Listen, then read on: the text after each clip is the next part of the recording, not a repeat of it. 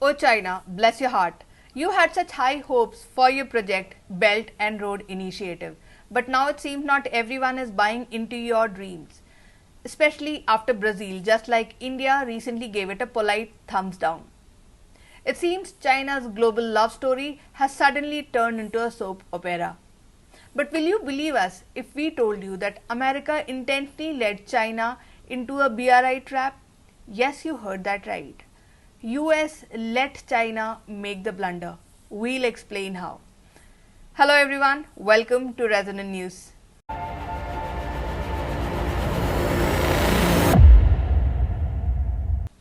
Nearly a decade in, BRI was going to be a grand gesture, billions in loans, roads, dams and ports, all gifts with a charmingly high interest rate attached.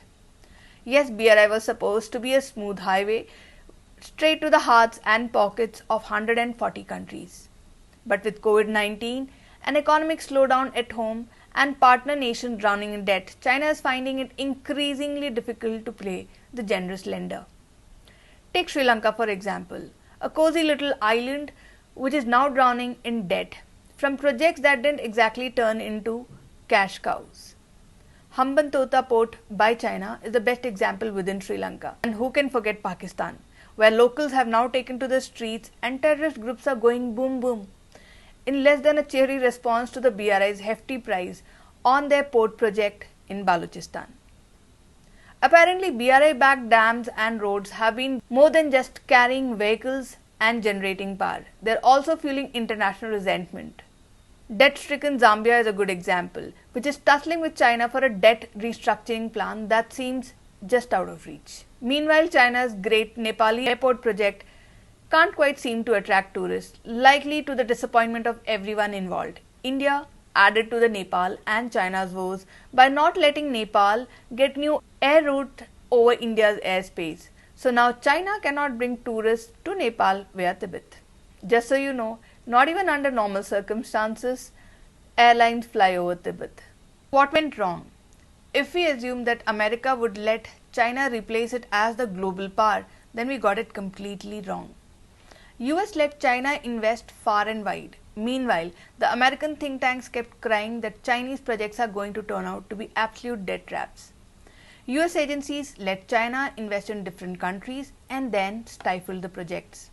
For example, in Pakistan, as China increased its investments, America pulled back and China was forced to bear the burden of Pakistan's shrinking economy. Pakistan's army, which is known to gobble up every friendly nation, managed to rope China into its business of terrorism. It didn't take long for China to realize that it had shot itself in the foot. Probably the American agencies had realized it long ago that massive BRI project will crumble under its own weight. China's conditions for building BRI projects, which were originally meant to trap the host country, ended up trapping China itself. One of the conditions that China had put forward was to let Chinese workers work on China-funded projects.